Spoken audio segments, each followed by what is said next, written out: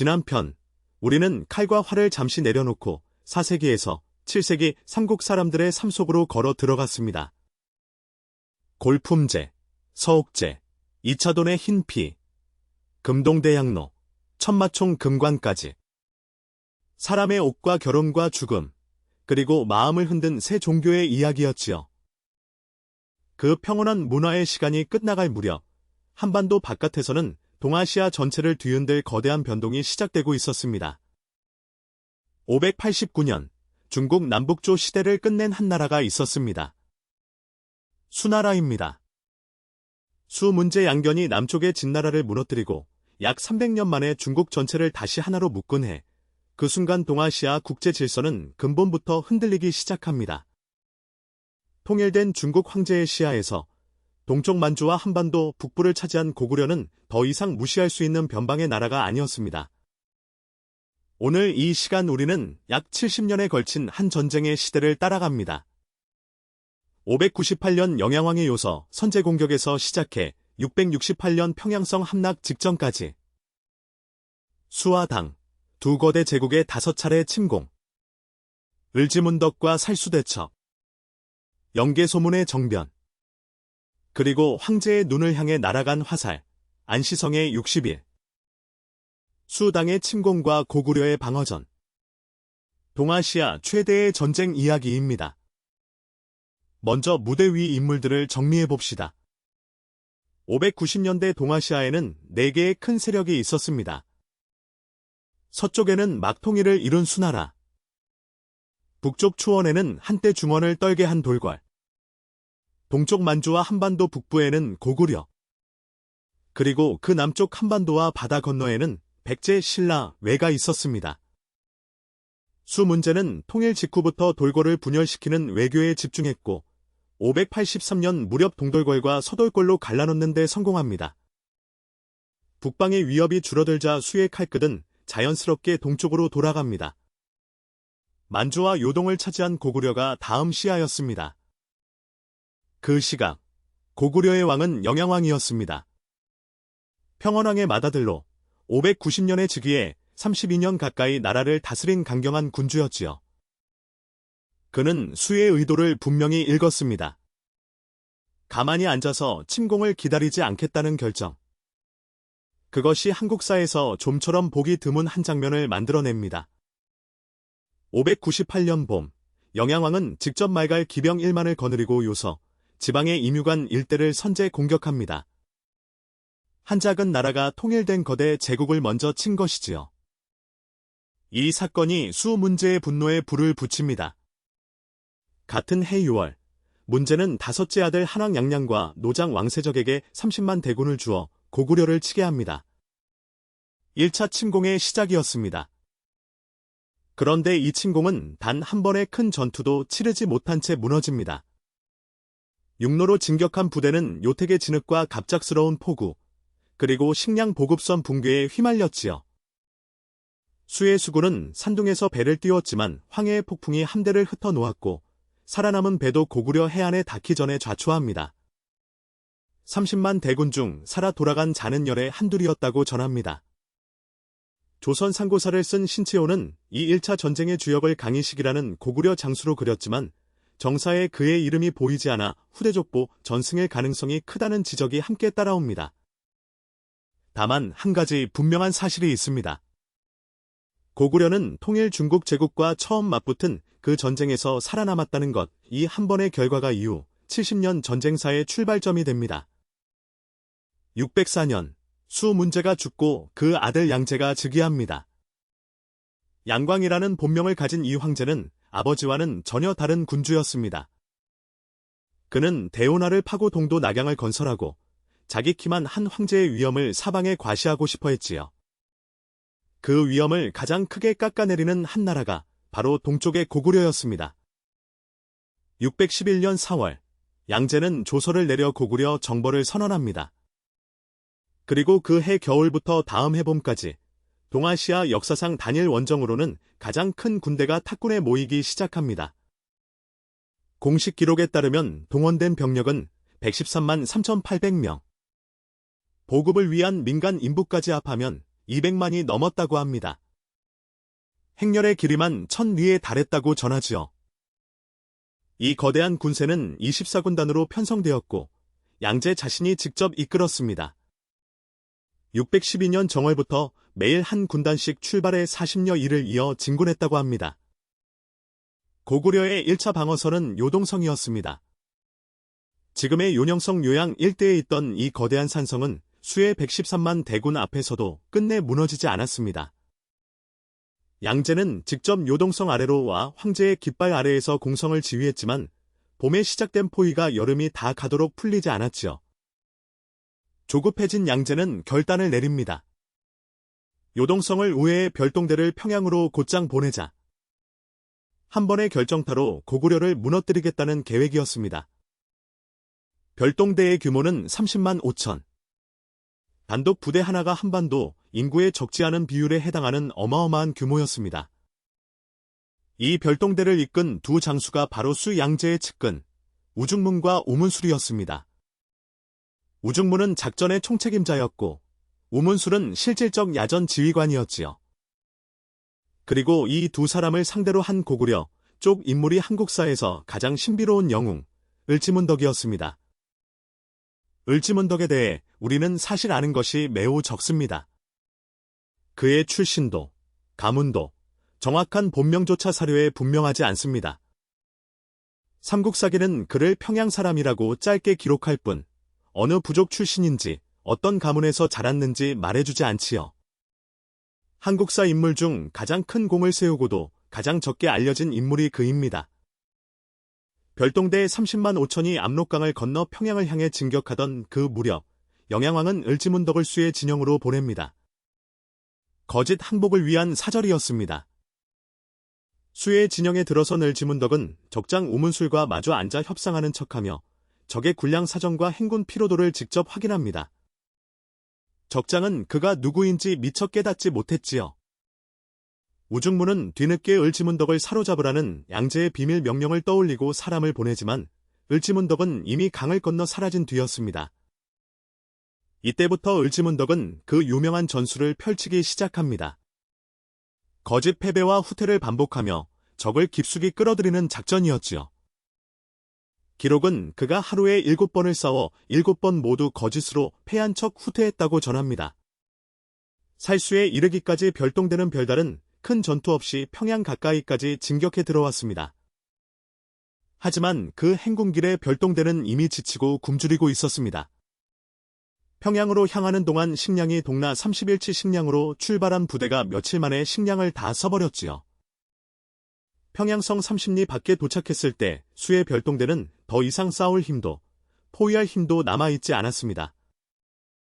을지문덕의 함정이 완성된 순간이었지요. 바로 그때 을지문덕이 적장 우중문에게 한 통의 시를 보냅니다. 한국사에서 가장 유명한 5행짜리 시, 여수장 우중문 시입니다. 신책 9천문. 그대의 신기한 책략은 하늘의 이치를 다 헤아렸고 묘산공질이 오묘한 계산은 땅의 이치를 다 꿰뚫었구나. 전승공기고 싸워서 이긴 공이 이미 높으니? 지족원운지 만족함을 알고 이제 그만 돌아가기를 바라노라. 겉으로는 적장의 책략과 공을 한껏 축혀 세우는 칭찬시입니다. 하지만 그 속에 든 뜻은 정반대였지요. 너희가 깊이 들어왔다는 것은 곧 너희가 깊이 갇혔다는 뜻이다. 만족을 알고 돌아가지 않으면 살아서 못 돌아간다. 그것이 이 시의 진짜 메시지였습니다. 우중문은 이 시를 받은 그날 후퇴를 결정합니다. 평양을 코앞에 두고 회군을 명령하지요. 동아시아 전쟁사에서 시 한 편이 30만 대군을 돌려세운 가장 유명한 장면입니다. 그러나 진짜 함정은 바로 그 회군길에 기다리고 있었습니다. 별동대가 평양에서 압록강으로 돌아오는 길에는 한강이 가로놓여 있었으니 살수, 지금의 평안남도 청천강입니다. 을지문덕은 별동대가 살수에 도달하기 전에 미리 강의 상류에 둑을 쌓아 물을 막아 두었다는 이야기가 전해집니다. 정사에 분명한 기록은 없지만 후대 사가들이 정황상 그렇게 추정한 장면이지요. 612년 7월 24일, 별동대가 마침내 살수에 닿습니다. 강은 묘하게 잔잔했고 수의 병사들은 안도하며 도하를 시작합니다. 절반쯤이 강 가운데 들어선 그 순간 고구려군이 일제히 둑을 무너뜨립니다.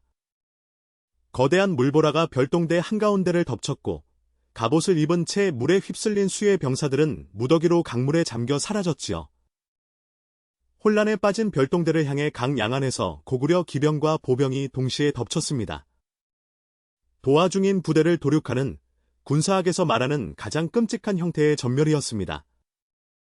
이 한 번의 전투에서 30만 5천의 별동대 가운데 살아서 압록강을 건너 돌아간 자는 단 2,700명이었다고 삼국사기는 기록합니다.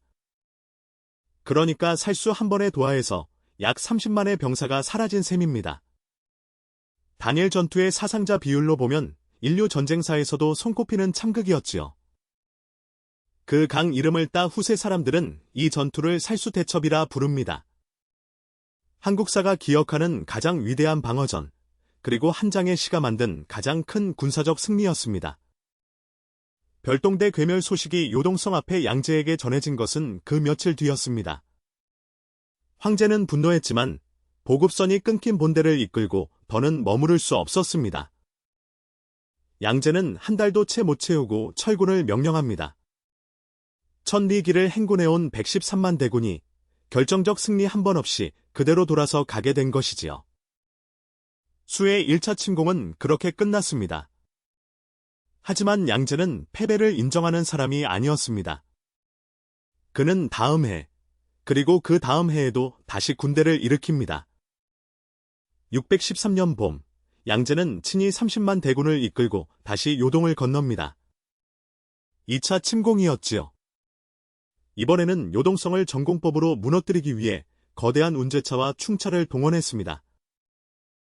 포위 20여 일, 양제는 끝내 성을 함락시키지 못했습니다. 그리고 그때 멀리 후방에서 한 통의 급보가 도착합니다. 양영감이 반란을 일으켰다는 소식이었습니다. 양영감은 양제의 옛 신하인 양소의 아들로 당시 보급선을 책임지던 인물이었습니다. 그가 10만의 백성을 모아 낙양을 공격하고 있다는 소식에 양제는 전군을 돌려세웁니다. 철군 명령이 떨어지자 군 일부에서는 그대로 무너졌고 무기와 군량을 그 자리에 버려둔 채 도주한 부대도 적지 않았다고 전합니다. 고구려는 이 어수선한 후퇴기를 추격해 또 한 번 적지 않은 타격을 안깁니다.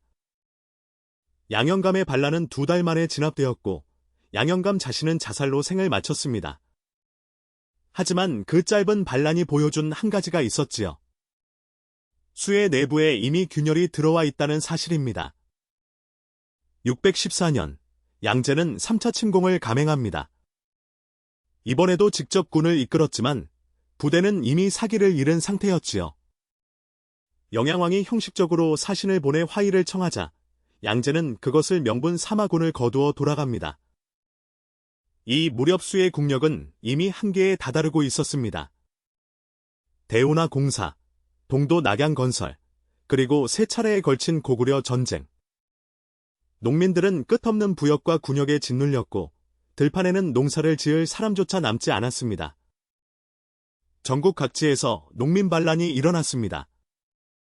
양제는 강도, 즉 지금의 양주로 도피했고 그곳에서 사치와 향락에 빠져 시간을 보냅니다. 그리고 618년 한 사건이 일어납니다. 강도행궁에서 친위대장 우문하급이 정변을 일으켜 양제를 시해한 것이지요. 우문하급은 다름 아닌 살수 별동대를 이끌었던 우문술의 아들이었습니다. 역사가 만든 묘한 인연이었습니다. 살수에서 부친이 30만 군을 잃은 그 황제를 10수년 뒤 그 아들이 직접 죽인 셈이지요. 수나라는 그 해를 끝으로 사라집니다. 통일 후 단 30년. 동아시아 최강 제국이 그토록 빠르게 무너진 결정적 이유는 분명히 3차례에 걸친 고구려 전쟁의 실패였습니다. 수의 자리를 차지한 것은 당이었습니다. 618년 이연이 장안에서 황제를 칭하니 우리가 아는 당 고조였지요. 626년 그 둘째 아들 이세민이 현무문의 변을 일으켜 형 이건성을 죽이고 황태자가 되었고 같은 해 아버지로부터 양위를 받아 황제 자리에 오릅니다. 당태종, 동아시아 역사상 가장 큰 명성을 누린 한 군주의 시작이었습니다. 당태종은 등극 초기부터 동쪽 정세에 깊은 관심을 가졌습니다. 그러나 통일 직후의 당은 아직 안에 정리할 일이 많았기에 한동안 고구려와는 정중한 외교 관계가 유지됩니다. 그 사이 고구려에서는 한 가지 큰 변화가 일어나고 있었습니다. 살수대첩의 영양왕은 618년 같은 해에 세상을 떠났고 그 뒤를 이은 영유왕이 28년 동안 나라를 다스리는 동안 외교의 방향이 조심스러워졌지요. 영유왕은 당과의 충돌을 피하기 위해 노력했습니다. 631년 즈음, 그는 거대한 토목공사 하나를 명령합니다. 동북쪽 부여성에서 서남쪽 비사성까지 1000리에 걸친 거대한 방어선. 천리장성입니다. 오늘날 지도로 보면 약 500km에 달하는 이 장성은 사실 하나의 긴 성벽이라기보다 기존의 여러 성을 잇고 보강한 군사방어선에 가까웠습니다. 16년에 걸친 대공사였지요. 이 천리장성 공사를 현장에서 감독한 인물이 바로 한국사 가장 논쟁적인 인물 중 하나인 영계소문이었습니다. 그의 본명은 영계소문, 일본 서기는 그를 계금이라는 이름으로 기록했지요. 그는 천리장성 공사를 통해 요동 일대의 군사를 자기 손에 모았고 휘하 병력을 사병처럼 거느리게 됩니다. 영유왕과 일부 귀족들은 점차 그의 힘을 두려워하기 시작했지요. 642년 10월, 영유왕과 보수 귀족들은 영계소문을 제거하기 위한 음모를 꾸밉니다. 하지만 그 음모는 사전에 세어나갔고 영계소문은 한 발 먼저 움직였습니다. 그는 평양성 남쪽에서 자기 부하 부대의 열병식을 연다며 영유왕 측 대신 100여 명을 초대합니다. 그리고 그 자리에 모인 귀족 전원을 단숨에 베어버립니다. 이어 곧장 왕궁으로 쳐들어가 영유왕을 죽이고 그 시신을 토막내어 도랑에 던졌다고 삼국사기는 전합니다. 한국 고대사에서 가장 끔찍한 정변 장면이지요. 영계소문은 영유왕의 조카 보장을 왕위에 올립니다. 보장왕입니다. 그러나 실권은 영계소문에게 있었지요. 그는 스스로를 대망리지라 칭합니다. 대망리지는 기존 고구려 관제에 없던 자리였습니다.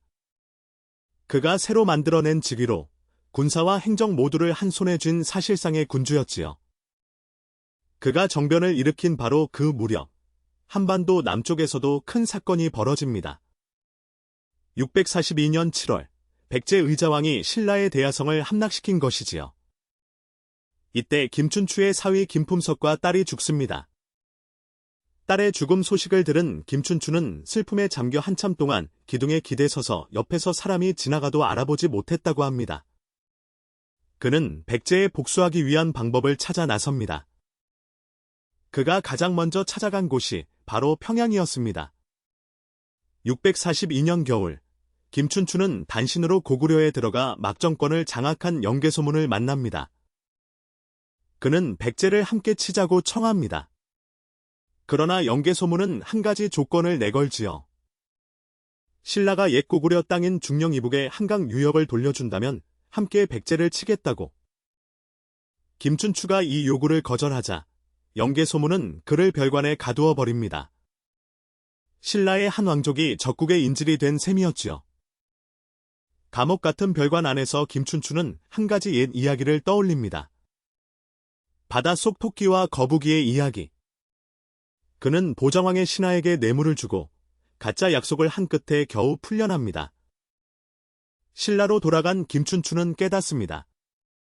고구려는 결코 신라의 편이 될 수 없다는 것을. 이때부터 그의 외교는 단 하나의 방향, 당과의 동맹으로 굳어지기 시작합니다. 그것이 다음 편의 이야기입니다. 한편 평양의 영계소문은 당과의 관계도 점차 강경하게 끌고 갑니다. 그는 당에서 도교를 전수받는 등 표면적 우호를 유지했지만 안으로는 당의 사절을 무례하게 대했고 신라가 당에 호소한 백제 정벌 요청도 강력히 반대합니다. 당태종에게 이것은 좋은 명분이었습니다. 그는 644년 11월 신하들 앞에서 고구려 정벌을 선언합니다. 신하 위증이 살아있었다면 분명 반대했을 결정이었지요. 위증은 태종의 가장 고든 신하로 늘 황제의 무리한 결정을 정면으로 꾸짖던 인물이었습니다. 그러나 그는 643년에 이미 세상을 떠난 뒤였지요. 태종은 수양제의 113만 같은 무모한 동원은 하지 않습니다. 그는 보다 정예한 군대, 약 10만 명 안팎의 군세를 신중하게 편성합니다. 육군은 이세적과 이도종이 지휘하는 요동도행군, 수군은 장량이 거느린 평양도행군, 그리고 태종 자신이 직접 이끄는 친정본대. 645년 봄, 단군은 마침내 요하를 건너기 시작합니다. 단군의 첫 목표는 현도성과 계모성이었습니다. 이세적의 요동도행군은 4월 요하를 건너 빠르게 두 성을 점령합니다. 그리고 5월, 태종의 본대가 요택을 건너 요동성에 도달합니다. 612년 수양제가 끝내 함락시키지 못했던 그 요동성. 단군은 화공과 충차를 총동원해 5월 17일 마침내 성을 무너뜨립니다. 이 한 번의 함락에서 고구려군 1만이 전사하고 백성 4만과 곡식 50만 석이 단군의 손에 들어갔지요. 다음 표적은 백암성이었습니다. 압록강 서쪽의 이산성은 험준한 절벽 위에 자리한 천연 요새였지요. 5월 28일 태종의 친정군이 백암성을 포위했습니다. 그러나 백암성은 외부의 공격이 아니라 내부에서 무너졌습니다. 성주 손대음이 비밀리에 당해 항복을 청한 것이지요. 태종은 항복을 받아들이고 성 안의 백성과 군인 1만 명을 살려줍니다. 이 두 가지 결정, 요동성 1만 학살과 백암성 1만 사면은 단군의 전략적 메시지였습니다. 끝까지 저항하는 성은 모두 도륙당할 것이며 일찍 항복하는 성은 살 수 있다. 그리고 6월, 단군은 마침내 한 성 앞에 도달합니다. 안시성입니다. 오늘날 요녕성 해성시 영성자산성으로 추정되는 그리 크지 않은 산성이었지요. 성의 둘레는 약 3km. 병력 규모도 1만에서 2만 사이로 추정됩니다. 100만의 수가 무너뜨리지 못한 요동성에 비하면 훨씬 작은 성이었지요. 그 안시성의 성주가 누구였는지 우리는 사실 그 이름을 모릅니다. 정사 어디에도 그의 이름이 적혀 있지 않습니다. 오늘 우리가 익숙하게 부르는 양만춘이라는 이름은 사실 16세기 명나라의 통속소설 당서지전 통속연의에 처음 등장합니다. 송응창의 경략복구교편에도 비슷한 기록이 보이지요. 조선 후기에 와서 1665년 무렵 송시열 같은 학자들이 이 이름을 우리 사서에 끌어와 정착시켰습니다. 그러니까 양만춘은 그 인물의 실제 이름이라기보다 후대가 그에게 붙여준 이름인 셈이지요. 그래도 우리는 그 이름으로 부릅니다. 1400년의 시간이 빚어낸 한 이름의 무게를 굳이 지울 필요는 없겠지요. 안시성 앞에 도달한 단군의 첫 시도는 전공법이었습니다. 운제차, 충차, 사다리, 모든 공성 무기를 동원한 직접 공격. 그러나 안시성의 성벽은 무너지지 않았습니다. 그리고 그 와중에 한 가지 결정적 사건이 일어납니다. 고구려의 구원군이 도착한 것이지요. 고연수와 고예진이 이끄는 고구려 어말갈 연합군 15만이 안시성을 구원하기 위해 남하한 것입니다. 단군은 협공을 우려해 일단 안시성 공격을 멈추고 구원군을 먼저 처리하기로 합니다. 태종은 직접 미끼 부대를 운용하며 고연수의 대군을 좁은 산국 사이로 유인합니다. 그리고 정예 기병으로 양엽에서 협공하지요. 주필산 전투입니다. 15만의 구원군 중 3만 6천 명이 전사하거나 항복했습니다. 고연수와 고예진은 살아남았지만 결국 항복했고 안시성은 외부 지원이 끊긴 채 홀로 남았지요. 구원군을 격파한 단군이 다시 안시성으로 돌아왔을 때 성주는 한 가지 새로운 인사로 황제를 맞았습니다. 성벽 위에서 당태종이 보이는 방향을 향해 정확히 절을 한 것이지요. 그것은 황제에 대한 예의이자 동시에 절대 항복하지 않겠다는 무언의 선언이었습니다. 태종은 그 모습에 감탄에 비단 백피를 성 안으로 보냈다고 합니다. 포위는 6월 말부터 본격적으로 시작됩니다. 안시성 60일, 한국사가 기억하는 가장 끈질긴 방어전이 시작된 것이지요.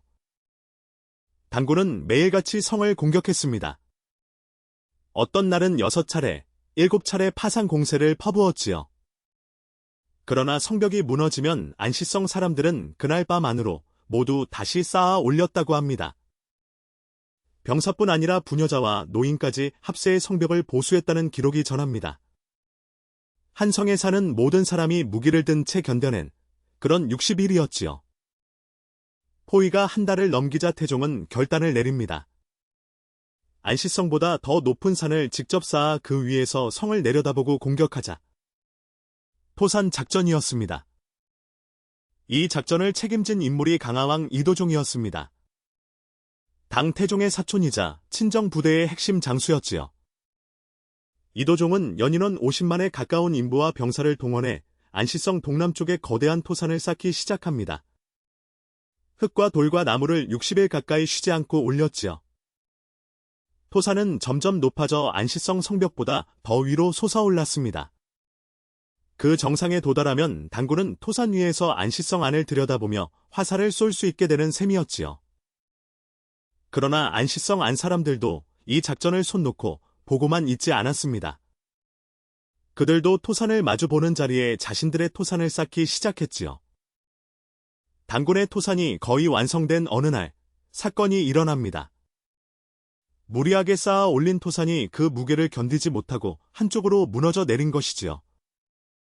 무너진 토산의 흙더미는 안시성 성벽의 일부를 함께 무너뜨렸지만 그 무너진 흙더미는 그대로 안시성과 한 덩어리가 되어버립니다. 안시성이 토산을 흡수해버린 것이지요. 고구려군은 즉시 출격해 무너진 토산 일대를 점령했습니다.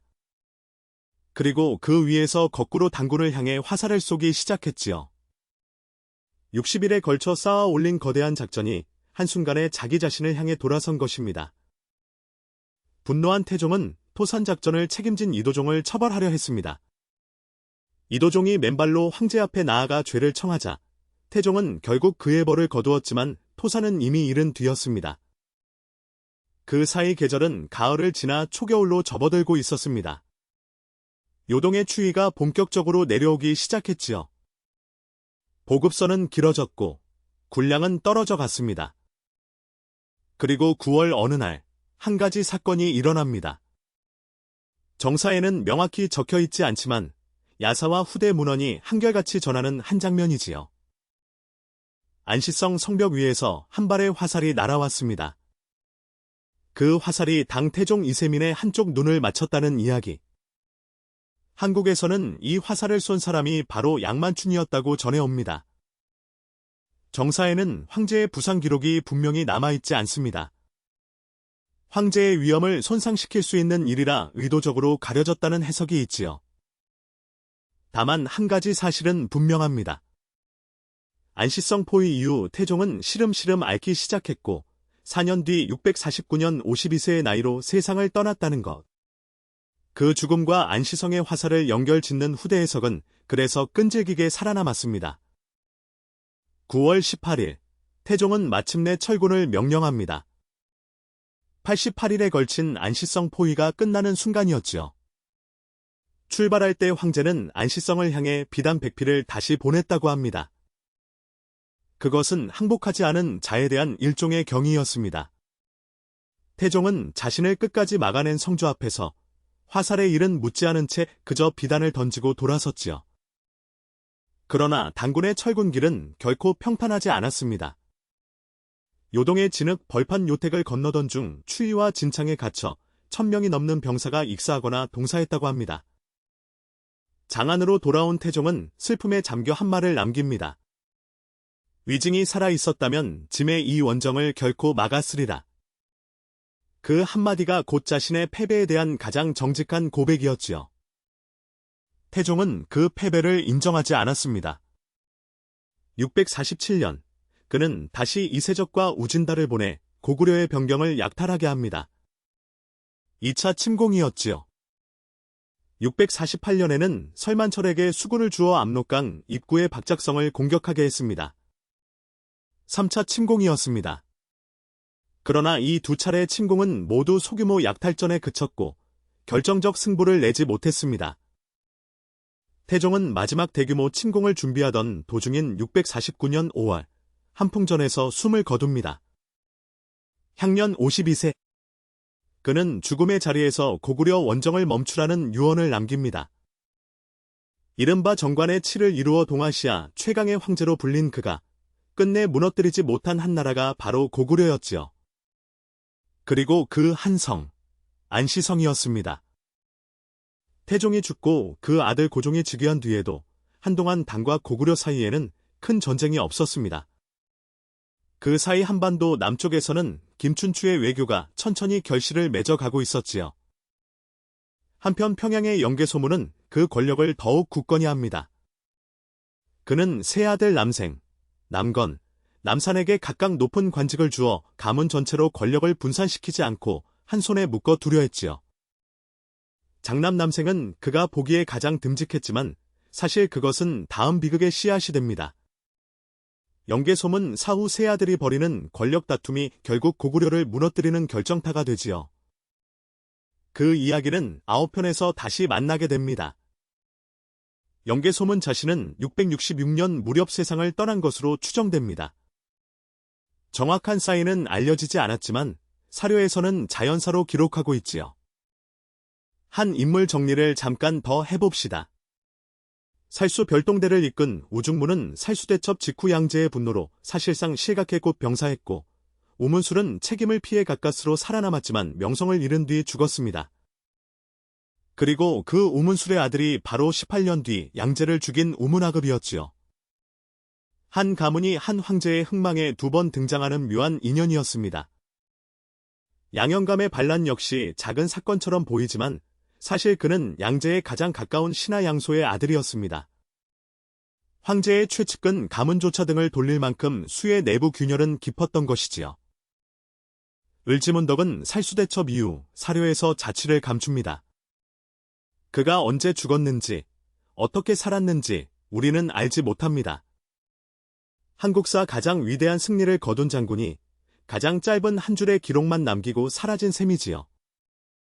안시성주 역시 마찬가지입니다. 그가 안시성 이후 어떤 삶을 살았는지, 언제 세상을 떠났는지에 대한 기록은 없습니다. 우리에게 남은 것은 한 도시의 60일, 그리고 황제를 향해 날아간 한 발의 화살뿐이지요. 이쯤에서 한 가지 자주 묻는 질문을 짚고 가야겠습니다. 살수의 위치는 정말로 청천강일까요? 일부 학자들은 청천강이 아니라 다른 강이라는 주장을 펼치기도 합니다. 북한 학계 일부는 평양 북쪽의 보통강 일대를 살수로 보았고, 또 다른 학자들은 압록강 하류의 한 지류를 지목하기도 합니다. 다만 한국 사학계의 다수설은 여전히 청천강을 살수로 봅니다. 그리고 또 하나의 질문. 살수의 둑은 정말로 존재했을까요? 정사에는 강을 건널 때 공격했다는 짧은 기록만 있을 뿐, 둑을 쌓아 두었다가 무너뜨렸다는 구체적 묘사는 없습니다. 둑 작전 이야기는 후대 사가들이 정황을 추정해 만들어낸 해석에 가깝습니다. 다만 그것이 사실이든 아니든 30만 대군이 한강에서 사라졌다는 결과만은 분명한 사실로 남아있지요. 70년에 걸친 이 전쟁들이 동아시아에 남긴 의미는 결코 작지 않았습니다. 첫째, 수의 멸망. 통일 중국 제국 하나가 고구려와의 전쟁 때문에 무너졌습니다. 둘째, 당의 한계 확인. 동아시아 최강 황제 태종조차 고구려 앞에서 멈춰야 했다는 사실은 이 나라의 군사력이 단순한 변방국 수준이 아니라는 것을 증명했지요. 셋째, 한반도 남쪽의 외교 변화. 김춘추가 평양에서 거절당한 그 순간부터 신라의 외교는 당과의 동맹으로 방향을 굳혔습니다. 그 결과가 바로 다음 편의 백제 멸망과 그 다음 편의 고구려 멸망입니다. 넷째, 고구려 자신의 소진. 70년에 걸친 전쟁은 승리의 기록이었지만 동시에 고구려라는 한 나라의 국력을 천천히 갉아먹은 시간이기도 했습니다. 영계소문 사후 단 2년 만에 평양성이 무너지는 그 빠른 멸망의 진짜 원인은 실은 이 70년의 전쟁이 남긴 피로의 누적이었다는 해석이 따라옵니다. 그러나 그 모든 의미를 넘어 살수와 안시성이 한국사에 남긴 가장 큰 유산은 한 가지 정신이었습니다. 작은 나라도 큰 나라를 막아낼 수 있다는 자긍심이지요. 고구려의 다물 정신, 즉 잃어버린 옛 땅을 되찾겠다는 그 의식은 영양왕에게서 영계소문에게로 이어졌습니다. 그것이 70년 전쟁을 버티게 한 정신적 기둥이었지요. 후대 사람들은 살수대첩과 안시성을 단순한 전투 기록이 아니라 한 민족 의식의 출발점으로 기억하기 시작합니다. 고려의 윤관, 조선의 최영, 임진왜란의 의병들. 그 모두가 살수와 안시성의 그림자 안에 있었지요. 을지문덕의 시 5행, 안시성의 화살 한 발, 사료 한두 줄의 작은 기록이 1400년의 시간을 가로질러 여전히 살아 움직입니다. 그것이 역사가 가진 가장 신비로운 힘이지요. 오늘 우리는 70년의 전쟁을 따라가 보았습니다. 한강이 한 황제를 무너뜨렸고 한 성이 또 다른 황제의 눈을 멈추게 했지요. 하지만 이 70년 동안 한반도 남쪽에서는 또 다른 거대한 흐름이 만들어지고 있었습니다. 김춘추의 당 외교, 김유신의 군사적 성장, 그리고 신라의 점진적 강대화. 이 세 줄기가 합쳐지는 순간, 한국사는 가장 격렬한 한 시대로 들어섭니다. 백제의 멸망과 황산벌의 전투, 그리고 그 다음 고구려의 종말까지. 다음 편 우리는 이제 그 이야기로 자리를 옮깁니다. 안시성을 끝까지 막아낸 그 이름 없는 성주가 한 가지 알았을지 모릅니다. 자신이 막아낸 황제의 수도 장안에서 한신라 사신이 이미 손을 내밀고 있었다는 사실을. 당의 입장에서는 고구려를 직접 무너뜨릴 수 없다면 다른 방법이 필요했습니다. 그리고 그 다른 방법이 바로 남쪽의 한 작은 나라, 신라와의 동맹이었지요. 황제의 화살 부상은 결코 회복되지 않았습니다. 그러나 한 제국이 한 나라를 향해 품은 집착은 끝내 회복되지 않은 상처보다 깊었지요. 수와 당, 두 거대 제국이 70년 동안 한 나라에 매달려 5차례를 침공했다는 그 사실 자체가 그 시기 동아시아에서 고구려가 차지한 위상을 가장 정확하게 말해줍니다. 그리고 그 위상은 황제의 113만 대군 앞에서도, 친정한 황제의 토산 작전 앞에서도 끝내 무너지지 않은 한 줄의 정신 위에 서 있었지요. 정리하겠습니다. 598년 영양왕의 요서 선제공격, 612년 살수대첩과 30만의 강, 613년 양형감의 반란과 양제의 회군, 618년 수의 멸망과 같은 해당의 건국, 642년 영계소문의 정변과 김춘추의 평양 방문, 645년 안시성 60일과 황제의 눈을 향한 화살, 649년 당 태종의 죽음과 위증을 향한 한마디, 그리고 666년 무렵 영계소문의 자연사, 이 모든 사건이 70년이라는 한 호흡 안에 들어 있습니다. 한시 5행이 30만 군을 돌려세웠고 한 성의 60일이 한 황제의 야망을 멈춰 세웠습니다. 그것이 한국 고대사가 가진 동아시아 전쟁사에서 가장 빛나는 한 페이지였지요. 다음 편에서 우리는 자리를 옮깁니다. 70년의 전쟁이 끝나가는 그 순간 한반도 남쪽에서는 한 사람의 외교가 결실을 맺고 한 장수의 칼이 마지막을 향해 가고 있습니다. 660년 7월 9일 황산벌, 개백의 5천 결사대와 김유신의 5만 신라군이 마주섭니다. 그리고 그날 700년 사직의 백제가 무너지기 시작하지요. 다음 편, 백제의 멸망 의자왕, 개백, 황산벌의 이야기입니다. 한국사 통사 시즌 1 8편에서 다시 뵙겠습니다.